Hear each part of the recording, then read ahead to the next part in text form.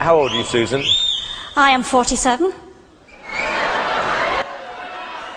And that's just one side of me.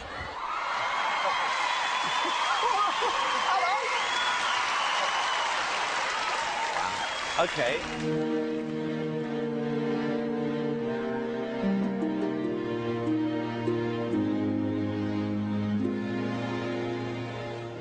I dreamed a dream and... Isn't it a fact, sir, that prior to September 11, 2001, NORAD had already in the works plans to simulate in an exercise a simultaneous hijacking of 2 planes in the United States? That was Operation Amalgam Virgo. Yes, sir. So what did happen on 9/11? There were several war games and exercises being run simultaneously, involving multiple government agencies. John Fulton and a team from the CIA would be conducting a drill at 8:45 a.m. out of the National Reconnaissance Office in Chantilly, Virginia, in which a plane is crashed into a building. Other drills would literally cripple our defensive and investigative abilities on that morning. But this very interesting information, Katie, Matt, and Tom, from the FBI, they had been operating a massive exercise from their hostage rescue unit. All of their top teams, about 50 personnel, helicopters, equipment, were in Monterey, California for the last 2 days, scheduled to fly back today commercially.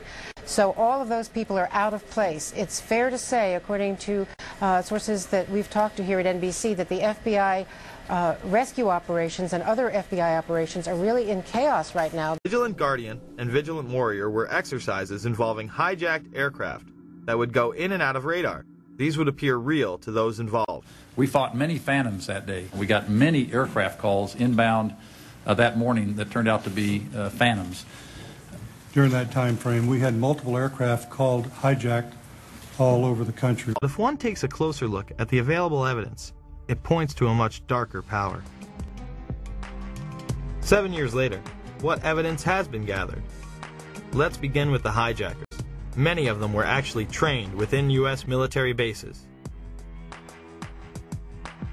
On September 15, 2001, Newsweek reported that U.S. military sources have given information that suggests 5 of the alleged hijackers received training at secure U.S. military installations in the 90s.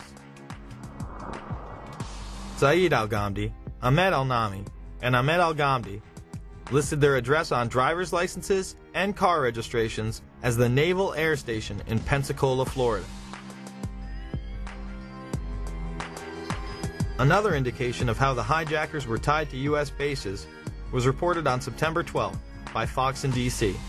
They stated, congratulatory phone calls were made from a separate aeronautical school in Florida, which suggests inside help for the hijackers.